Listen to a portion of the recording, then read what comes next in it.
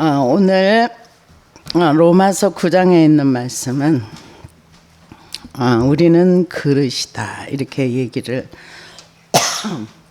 하고 있습니다. 그런데 로마서 1장에서 8장까지 우리가 죄인임을 고백하고 우리의 죄가 우리의 힘으로는 해결할 수 없고, 로마서 6장에 가면은 우리가 그리스도와 함께 죽고 그리스도와 함께 삶으로 인해서 우리가 하나님의 말씀을 따라 살 수 있으며 죄의 종에서 벗어날 수 있다 이렇게 얘기하고, 7장에 가서는 그렇게 했는데도 여전히 나는 죄 가운데서 죄가 끌고 나를 가는 것을 보노라 이렇게 얘기하고, 8장에 가서는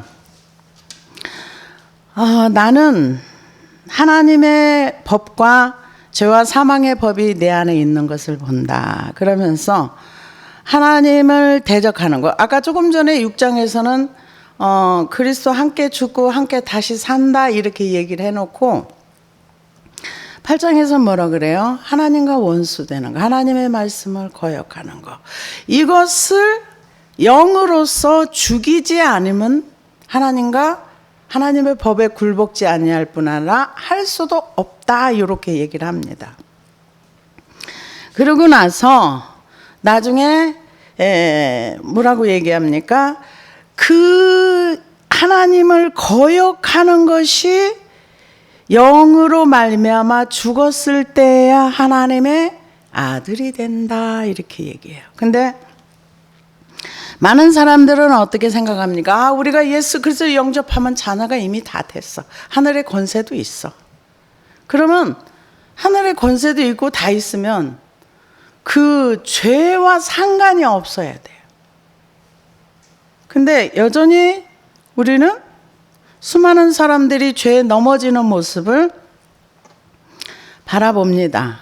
그러고 나서 이제 그렇게 영의 생각과 육신의 생각을 이렇게 8장에 말씀하시고 나서 영으로서 몸의 행실을 죽이면 살리니, 그러고 나서 환난이나 기근이나 적신이나 그 어떤 것이라도 우리를 하나님의 사랑에서 끊을 수 없다 이렇게 얘기하고 나서 9장에 와서 뭐라 그래요? 근데 내가 너무 힘든 게 있어. 그게 뭐냐면은 우리 동족 이스라엘이 구원받기를 원하는데 저들이 우리 동족 이스라엘 그 민족이 나의 형제 고을족 친척을 위하여서는 내가 저주를 받을지라도 그들이 구원받기를 원하는 간절한 마음이 있어. 이게 바울 선생님의 슬픔이다 이렇게 얘기를 해요. 자기는 구원의 은혜 가운데 들어와서 보니까 하나님의 은혜가 얼마나 큰지 얼마나 대단한지를 경험했지만, 그러나 자기 동족들을 바라보면서 구원받지 못하는 그런 사람들 슬퍼하면서 9장의 말씀을 기록하고 있습니다. 그러면서 이 구원이라는 게 뭔가 하나님의 은혜가 무엇인가, 또 우리의 자유의지는 무엇인가, 하나님의 주권을 무엇인가, 이것을 얘기를 합니다. 그러면서 이 동족을 위해서는 자기는 그런 마음이 있지만, 그러나 이 13절까지의 내용은 뭐냐면은 이스라엘을 선택하신 하나님, 아브라함을 선택했지만 아브라함에게 두 아들이 있었어. 이스마엘과 이삭이 있었어. 그런데 하나님이 이삭을 약속의 자녀로 주시고 선택하셨어. 그러면은 아브라함의 모든 씨가 다 구원받느냐? 그렇지 않다. 그러면서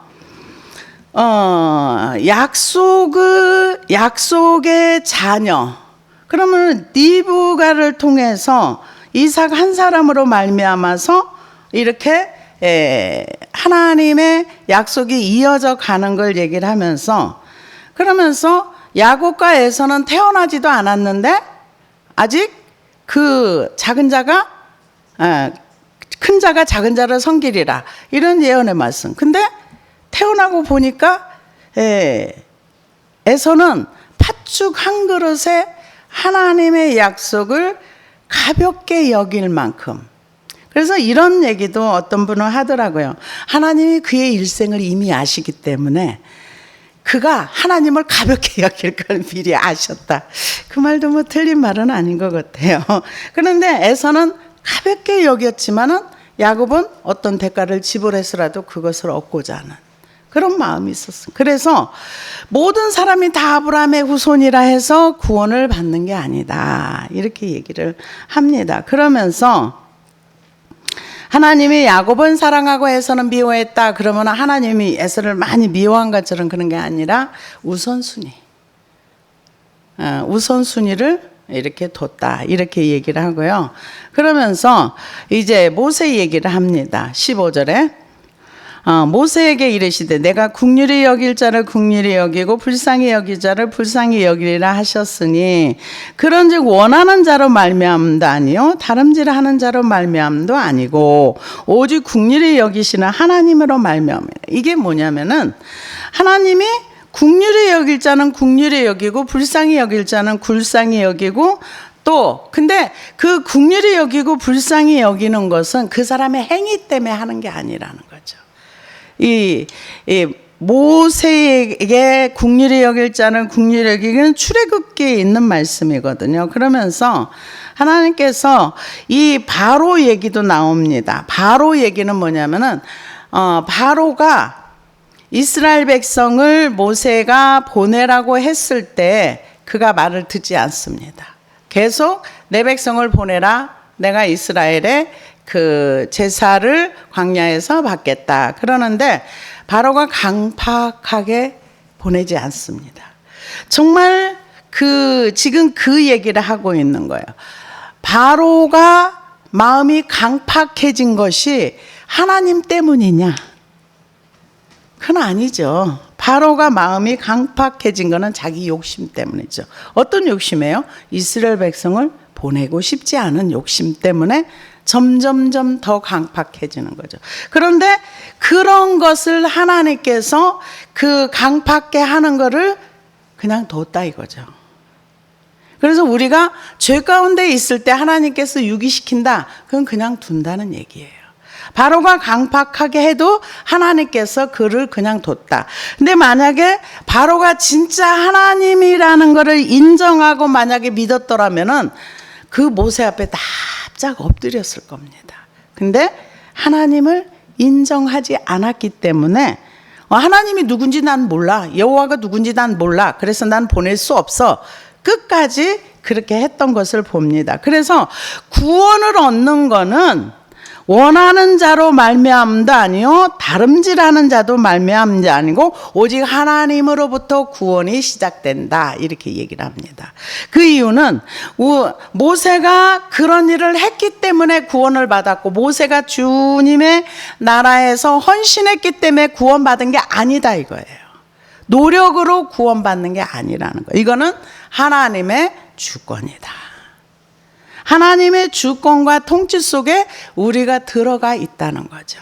그러면서 바로도 마찬가지라는 거예요. 바로도 하나님께서 그 시대에 그 왕으로 그렇게 하고 출애굽을 시키는 이스라엘 백성을 불쌍히 여겨서 그들을 약속의 근거에서 구원해냈다. 지금 그 내용을 얘기하고 있습니다. 그래서 성경이 바로에게 이르시되 내가 이 일을 위하여 내가 너를 세웠으니 곧 너로 말미암아 내 능력을 보이고 내 이름이 온 땅에 전파되게 하려 함이라 하셨으니 그런즉 하나님께서 하고자 하시는 자를 긍휼히 여기시고 하고자 하시는 자를 완악하게 하시느니라. 이 얘기는 이스라엘 백성을 하나님께서 불쌍히 여기셔서 출애굽을 시켜서 하나님의 자녀로 삼으시고 바로는 그냥 완악한 대로 그냥 뒀다는 거예요. 내가 마음이 완악한 쪽으로 계속 가고 있는데 아무 일도 없어. 그러면 심각하게 생각해야 됩니다. 그래서 혹 내가 내게 이르기를 그러면 하나님이 어찌하여 허물하시느냐 누가 그 뜻을 대적하려 하느냐 하시니 이 세 번역인가 다른 성경에 너 왜 하나님 앞에 말대꾸해 이렇게 나왔더라고요. 근데 하나님이 그러면 잘못이잖아요. 완악한 자에게 그냥 놔두고 그 책임을 묻는 건 하나님 잘못이잖아요. 이렇게 말할 수 있다는 거죠. 근데 그게 아니라는 거죠. 그러니까 이 사람아, 내가 누구이기에 감히 하나님께 힐 반문하느냐? 지음을 받은 물건이 지은 자에게 어찌 나를 이같이 만들었느냐 말하겠느냐? 토기장의 비유를 얘기합니다. 하나님께서 어떤 그릇은 귀하게 쓸 걸 만들고 어떤 것은 천하게 쓸 걸 만들어. 그런데 하나는 귀하게 쓰게 만들었다고, 하나는 천하게 쓰게 만들었다고 그 만든 분한테 그릇이 항변할 수 있느냐 이거죠. 그거는 그분의 주권이라는 겁니다. 그분이 어떤 용도로 어떻게 만들어서 어떻게 쓰든지, 예를 들어서 제가 인형을 한 50개 만들었어요. 그 중에 내 마음에 드는 애가 있어. 그걸 내가 딱 봐서 이렇게 따로 놨어. 그렇다고 그 많은 인형들이 나한테 왜 걔만 갖다가 따로 놨어요? 이렇게 말할 수 없다는 거예요. 그건 만든 분의 마음이니까. 지금 그걸 얘기하는 거예요. 그래서 지음을 받은 물건이 지은 자에게 어찌 나를 이같이 만들었느냐 말하겠느냐. 토기장이가 진흙 한 덩이로 하나는 귀 쓸 그릇을 하나는 천이 쓸 그릇을 만들 고난이 없느냐. 하나님한테 그 천하게 만들어졌다, 귀하게 만들어졌다, 그 그릇들이 하나님을 향해서 항변할 수 없다는 거죠. 근데 이 얘기를 이사야도 말씀을 했고 에레미야 선지자도 말씀을 했습니다. 그래서 이사야 29장 15절에 16절을 보니까 자기의 계획을 여호와께 깊이 숨기려 하는 자들은 화 있을진저 그들이 이를 어두운 데서 행하며 이르기를 누가 우리를 보랴 누가 우리를 알랴 하니 너희의 패역함이 심하도다. 토기장이를 어찌 진흙같이 여기겠느냐. 지음받은 물건이 어찌 자기를 지은 이에게 대하여 이르기를 그가 나를 짓지 아니하였다 하겠으며 빚음을 받은 물건이 자기를 빚은 이에게 대하여 이르기를 그가 총명이 없다 하겠느냐. 하나님은 바보냐 이렇게 얘기한다는 거죠. 그래서 이 토기장이의 비유를 통해서 하나님의 주권을 설명하는 거예요. 하나님은 이렇게 하실 수도 있고 저렇게 하실 수도 있다. 에레미야 18장 2절에서 12절을 보면 여기는 굉장히 중요한 내용들이 나옵니다. 너는 일어나 토기장의 집으로 내려가라. 내가 거기서 내 일을 내게 들려주리라 하시기로 내가 토기장의 집으로 내려가서 본즉 그가 농로로 일을 하는데 진흙으로 만든 그 그릇이 토기장의 손에서 터짐에 그가 그것으로 자기 의견에 좋은 대로 다른 그릇을 만들었더라. 여호와의 말씀이니라. 이스라엘 족속아 이 토기장이가 하는 것 같이 내가 능히 너희에게 행하지 못하겠느냐. 이스라엘 족속아 진흙이 토기장의 손에 있음같이 너희가 내 손에 있느니라. 어느 민족이나 국가를 뽑거나 부수거나 멸하기로 할 때 만일 내가 말한 그 민족이 그의 악에서 돌이키며 내가 그에게 내리기로 생각하였던 재앙에 대하여 뜻을 돌이키겠고 내가 어느 민족이나 국가를 건설하거나 심으려 할 때 만일 그들이 나 보기에 악한 길을 행하여 내 목소리를 청종하지 아니하면 내가 그에게 유익하리라 하고 한 복에 대하여 뜻을 돌이키리라. 이게 토기장이의 그릇의 비유를 얘기를 하면서 악과 선을 얘기하는 거예요. 하나님의 계획과 하나님의 뜻을 얘기하는 거예요. 그래서 그릇은 우리라고 비유를 성경에서 하고 있습니다. 그릇에 무엇이 담겨 있느냐? 이 그릇에 담겨 있는 것이 악한 것이 담겨 있느냐? 하나님의 뜻을 행하고자 하는 뜻이 담겨 있느냐? 하나님은 그걸 보신다는 거예요. 그래서 하나님께서 이 민족이 악을 행할 때 내가 이 민족을 멸해버릴 거야 이렇게 얘기를 했는데 이 민족이 악에서 돌이킬 때에 하나님께서 멸하기라고 결정했던 것을 뜻을 돌이킨다. 그게 우리가 그 니느웨 성의 요나 이야기를 보면 압니다. 분명히 거기는 죄가 차가지고 그들을 심판하려고 했는데 요나가 가서 심판에 대한 얘기를 하니까 그들이 회개했을 때 뜻을 돌이켰어요. 심판하기로 했던 것을 돌이켰다는 겁니다. 그래서 가만히 이렇게 얘기들을 들어보면 사람들이 대한민국에 뭐가 죄가 차가지고 그러면 기도 좀 하지. 맨날 죄만 찼다고 말하지 말고. 저는 혼자 그런 생각을 합니다. 뭐 죄가 차가지고 대한민국 망한다는 얘기를 어떻게 그렇게 잘하는지. 그런 얘기 들을 때마다 저는 참 불편해요. 왜? 우리가 망하는 건 죄 때문에 망하는데 그러면 민족을 끌어안고 회개 좀 하지. 왜 맨날 망한다고만 해? 저 혼자 그런 생각을 합니다. 그래서 하나님이 뭐라 그러느냐? 토기장이가 진흙 한 덩어리로 하나는 귀 쓸 그릇을 하나는 천이 쓸 그릇을 만들 고난이 없느냐? 하나님의 주권을 얘기합니다. 만일 하나님이 그의 진노를 보이시고 그의 능력을 알게 하고자 하사 멸하기로 준비된 진노의 그릇을 오래 참으심으로 관용하시고 또한 영광 받기로 예비한 바 국률의 그릇에 대하여 그 영광의 풍성함을 있게 하고자 하셨을지라도 무슨 말을 하리요? 하나님께서 이 진노가 쌓인 사람들, 하나님의 뜻을 거역하고 하나님을 배반하고 하나님을 인정하지 않는 사람들을 다 멸하려고 했을지라도 하나님이 왜 오래 참으시는가? 그들이 돌이키기를 원하신다는 거죠. 그래서 베드로서 3장 9절에서 보니까 주의 약속이 어떤 이에 더디다고 생각하는 것 같이 더딘 것이 아니오 오직 너희를 대하여 오래 참으사 아무도 멸망치 않고 다 회개하기에 이르기를 원하시느니라. 그러나 주의 날이 도적같이 오리니 그날에는 하늘이 큰 소리로 떠나가고 체질이 뜨거운 불에 풀어지고 땅과 그 중에 있는 모든 일이 드러나리로다. 이 모든 것이 이렇게 풀어지리니 너희가 이때 어떠한 사람이 되어야 마땅하뇨? 거룩한 행실과 경건함으로 하나님의 날에 임하기를 바라보고 간절히 사모하라. 그러니까 이런 그런 과정 중에 하나님께서 이 죄가 차가고 있는 이런 상황 가운데서 이 오래 참으신다는 거죠. 왜? 한 사람도 멸망하는 걸 원하지 않는다는 거예요. 하나님은 우리가 망하는 걸 기뻐하지 않습니다. 하나님은 우리가 망하거나 잘못되거나 이렇게 막 너무 하늘 백성이 힘들어가지고 이런 걸 원하지 않아요. 그래서 기다리시는 거예요. 그래서 이 오래 참으신다는 거죠. 그래서 영광 받기로 예비하신 국률의 그릇, 이건 하나님의 은혜가 있는 사람들인 거죠. 그래서 사람들은 다 하나님의 책임이라고 생각을 해요. 뭐든지 사회가 이런 것도 하나님의 책임. 뭐 요즘은 뭐 길 가다가 자기가 돌에 넘어지면은 국가에서 이걸 제대로 길에 돌을 안 제거해가지고 내가 넘어졌어. 그러니까 자기가 조심해야지. 그런 것까지 다 해줘야 됩니까? 그런데 다 남의 탓을 하는 거예요. 다 남의 탓하는 거예요. 내가 조심할 건 조심하고 내가 해야 할 일은 해야 하는데 다 남이 해주기를 원하는 거예요. 자기는 아무것도 안 하려고.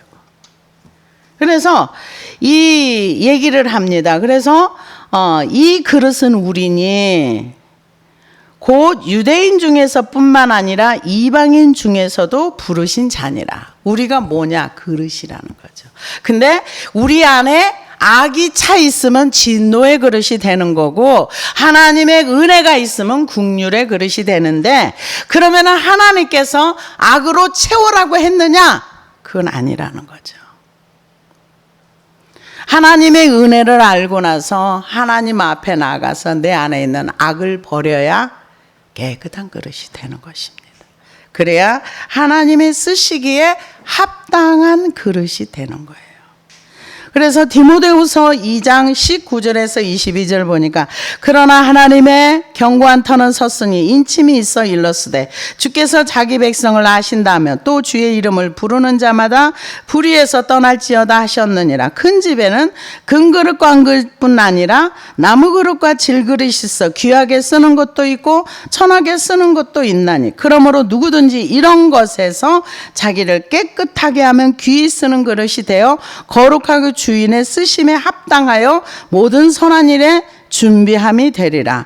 또한 너는 청년의 정욕을 비하고 주를 깨끗한 마음으로 부르는 자들과 함께 의와 믿음과 사랑과 화평을 따르라. 그릇에게 요구하는 겁니다. 깨끗한 마음, 불의를 떠나는 것. 그릇이 무슨 불의가 있습니까? 그 그릇 속에 담겨진 것이 무엇이 담겨져 있느냐. 그게 중요한 거죠. 그래서 하나님의 말씀을 따라가는 사람들, 그런 사람들은 뭐라고 얘기합니까? 성경에서는 국률의 그릇이라고 얘기를 해요. 하나님으로부터 은혜를 입은 사람들, 국률의 은혜를 입은 사람. 국률이 뭡니까? 용서와 사랑의 은혜를 입은 사람이라고 말할 수 있습니다. 그 그릇이 더럽고 더럽지 않은 거는 하나님의 책임이 아니에요. 그건 내 책임이에요. 내가 불의를 계속 따라가면 악을 담는 그릇이 되는 거고, 내가 하나님의 말씀을 따라가려고 순종하면서 내 안에 있는 악을 버리고 내 안에 있는 것들을 다 버려서 깨끗하게 하면 하나님의 쓰심에 합당한 그릇이 된다는 거죠. 근데 이거는 누가 해줄 수 있는 게 아니에요. 이건 내가 해야 되는 거예요. 그래서 이 하나님이 유대인들뿐만 아니라 이방인 중에서도 부르신 그릇이라는 거죠. 그릇 속에 무엇이 담겨 있느냐에 따라서 그게 좋은 그릇이 될 수도 있고 주인 쓰심에 합당한 그릇이 될 수도 있고 아닐 수도 있다. 그렇게 말하고 있습니다. 그러면서 호세아의 글에도 이르기를 내가 내 백성 아닌 자를 내 백성이라 사랑하지 아니한 자를 사랑하는 자라 부르리라. 이거는 이스라엘 백성을 향해서 한 말씀이기도 하고 이방인들을 향해서 하신 말씀이기도 합니다. 왜냐하면은 이방인들 이스라엘 백성이 하나님의 은혜를 입었지만 호세아 선지자를 불렀을 때는 다 우상 숭배를 떠났어요.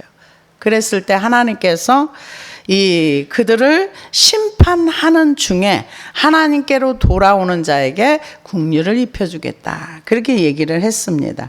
그래서 호세아 2장 23절에 보니까 내가 나를 위하여 그를 이 땅에 심고 국률이 여김을 받지 못하였던 자를 국률이 여기며 내 백성 아니었던 자에게 향하여 이르기를 너는 내 백성이라 하리니 그들은 이르기를 주는 내 하나님이라 하리라 하시니라.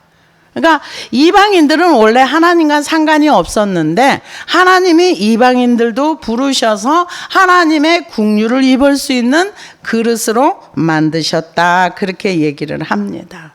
그래서 우리는 원래 하나님과 상관이 없고 하나님 나라와 무관한 사람이었는데 이 사도 바울 선생님이 이방인을 위한 복음 전하는 사도로 부름을 받아서 우리나라에까지 복음이 전파되었고 우리가 예수님을 믿게 되었습니다. 그래서 베드로전서 2장 9절에 보니까 그러나 너희는 택하신 족속이요 왕 같은 제사장들이요 거룩한 나라요 그의 소유된 백성이니 이는 너희를 어두운 데서 불러내어 그의 기이한 빛에 들어가게 하시니 아름다운 덕을 선포하게 하려 하심이라. 너희가 전에는 백성이 아니더니 이제는 하나님의 백성이요 전에는 국률을 얻지 못하였더니 이제는 국률을 얻은 자니라.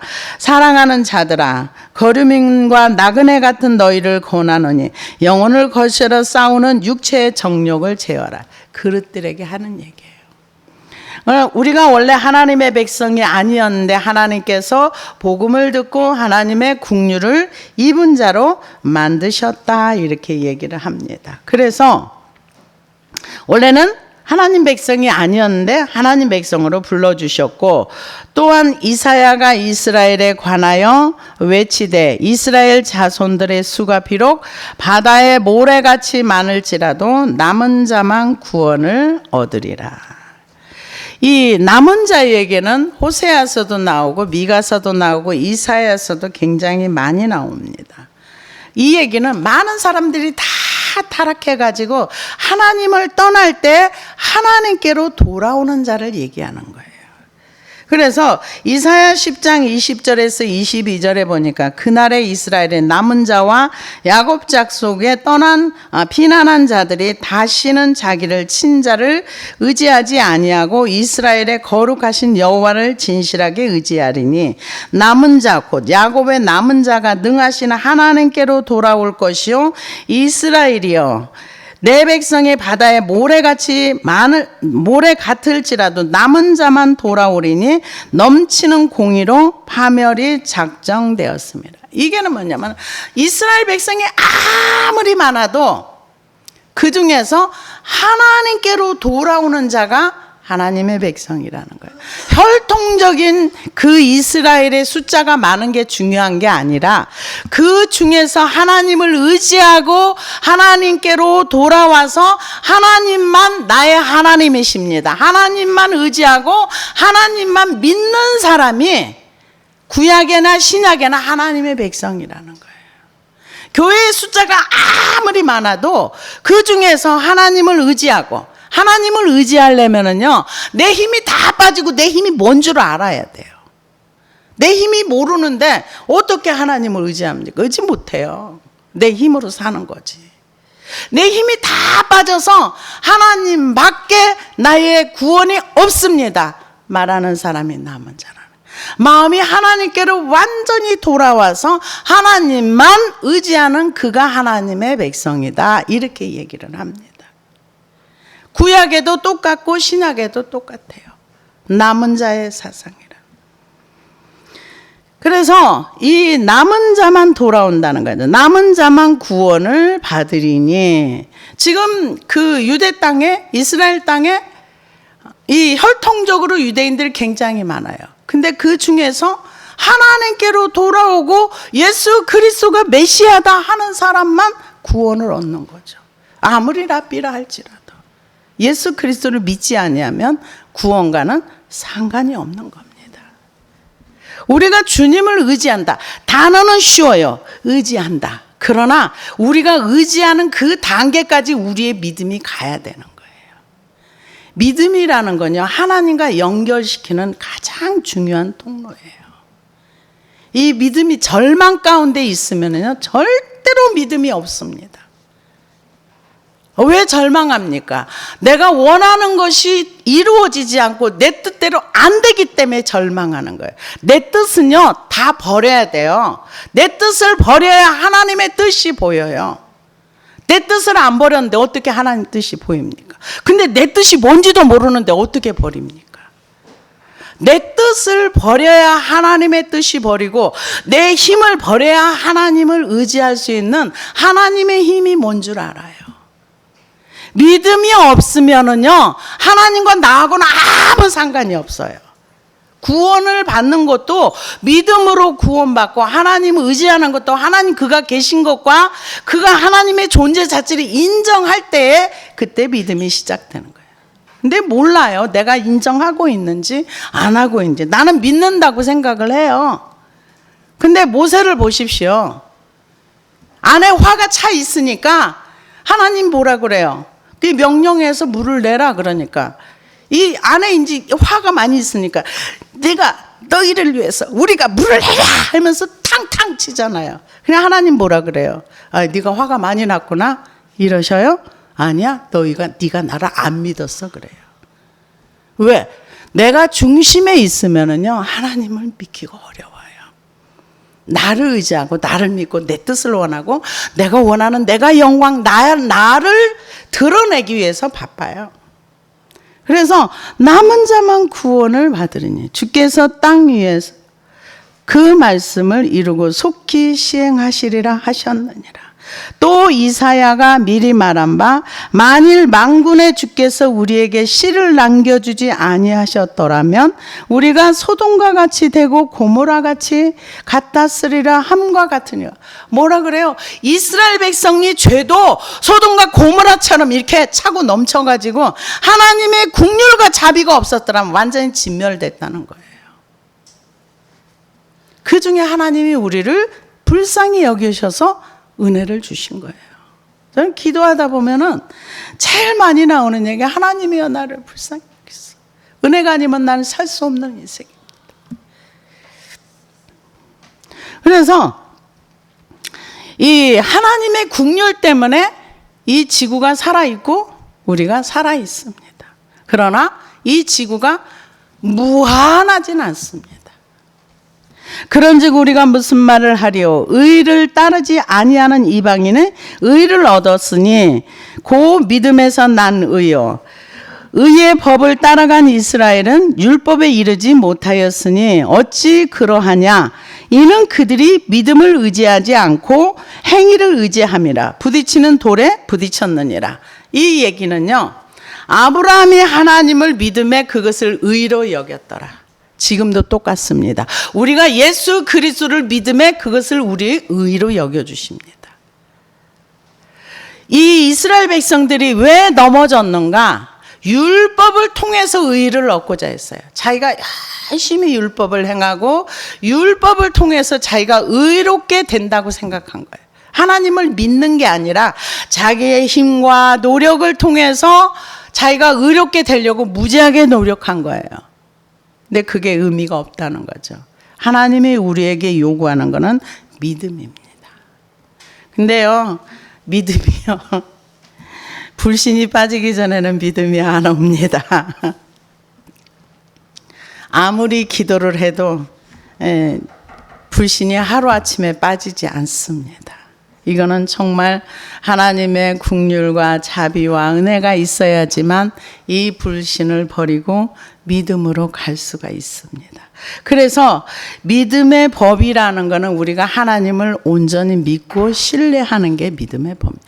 이 믿음의 하나님이 우리를 우리의 행위 때문에 의롭다 하는 것이 아니라 믿음으로 우리를 의롭다 하셨다, 이렇게 얘기를 하는데, 그런데 이스라엘 백성은 왜 걸려 넘어져서 이렇게 됐는가? 그거는 자기의 행위로 의롭게 되려고. 그러니까 부자 청년에게 예수님이 그러셨잖아요. 율법을 지켜라. 어떻게 하면 영생을 얻겠습니까? 율법을 지켜라. 예수님 그러시니까 내가 율법을 다 지켰나이다. 율법을 다 지켜도 예수 안 믿으면 안 돼요. 네가 가지고 있는 물질의 부유를 가난한 자에 나눠주고 나를 따르라. 안 따르잖아요. 그거 같잖아요. 끝난 거죠. 그래서 이 어찌 그러하냐? 이는 그들이 믿음을 의지하지 않고 행위를 의지함이라. 우리가 구원 얻는 거는요, 믿음으로 구원 얻습니다. 행위로 구원받지 않습니다. 그러나 구원받은 백성들에게 하나님께서 율법을 주셨어요. 구원받은 백성들에게 홍해를 건너서 광야로 나가서 그들에게 율법을 주셨어요. 그러니까 구원받은 백성들은 이 이웃을 율법의 정신이 뭡니까? 하나님을 사랑하고 이웃을 사랑하는 거. 광야에서 그거를 배웠어야 되는데 그들은 그것을 못 배웠어요. 그래서 이 홍해를 건너서 구원의 시작이 됐다면은 이 요단강을 건너야 이 순종이 되어서 가나안 땅에 들어갑니다. 그런데 이스라엘 백성들은 그 율법을 통해서 의롭게 되는 것이 아니라 하나님을 믿음으로 의롭게 돼야 되는데, 이스라엘 백성들은 자기가 열심히 부자 청년처럼 행위로 의롭게 되려고 한 거예요. 그리고 하나님을 믿고 따르라고 하니까 그것은 거절했습니다. 그러다 보니까 넘어진 거예요. 그래서 행위를 의지함이라 부딪힐 돌에 부딪혔느니라. 기록된 바 보라, 내가 걸림돌과 거치는 바위를 시온에 두느니 그를 믿는 자는 부끄러움을 당하지 아니하리라 하시니라. 그러니까 하나님께서 베드로전서 2장에 있는 말씀처럼 믿음으로 나아가는 사람은 그 신령한 집으로 집이 세워지는 예수님이 주춧돌이 되고, 그 말씀과 부딪히는 사람은 넘어져서 신앙을 포기하게 된다는 거죠.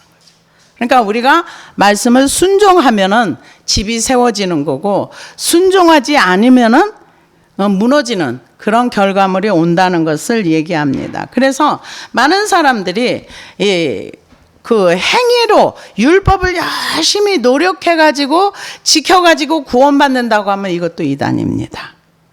그리고 구원받은 백성이 율법을 버리면 그것도 이단입니다. 왜요? 율법 안에서 자기의 죄가 발견이 되어지고 위로는 하나님을 사랑하고 아래로는 사람을 사랑하는 것이 이것이 율법입니다. 그런데 하나님 필요 없고 율법을 열심히 노력해서 지켜서 구원받으려고 하는 거, 이거 이단입니다. 행위로 구원받지 못합니다. 그리고 구원받은 백성이 율법을 버리는 거, 우리는 모든 것에서 자유해. 이거 잘못된 겁니다. 그래서 우리가 정확하게 하나님의 말씀을 이해하는 거, 우리가 하나님을 믿는 믿음이 뭐라는 거는, 이거는 언어의 설명이 좀 불가능합니다. 마음으로 믿어 의에 이르고 입으로 신하여 구원을 얻는데, 진짜 마음으로 믿어지는 거. 우리가 진짜 하나님을 믿으면 한숨 쉴 일이 없어요. 진짜 하나님을 믿으면 근심할 일이 없습니다. 왜? 우리 주님 앞에 모든 것을 다 맡길 수 있으니까. 그래서 이 성경에서 오늘 로마서 9장에 있는 말씀은 우리를 보고 그릇이라는 거예요. 그분이 우리를 국률의 그릇으로 만들 수도 있고 진노의 그릇으로 만들 수도 있는데, 하나님을 믿는 백성들은 하나님이 국률의 은혜를 줬다. 그래서 우리가 남은 자의 삶을 살아라. 우리의 의는 우리가 행위로 의롭게 되는 것이 아니라 하나님을 믿는 믿음으로 의롭게 되니까 남은 자의 삶 가운데서 하나님을 인정하며 하나님과 동행하는 삶을 살아라. 그 얘기가 오늘 로마서 9장에 있는 말씀입니다. 기도하시겠습니다.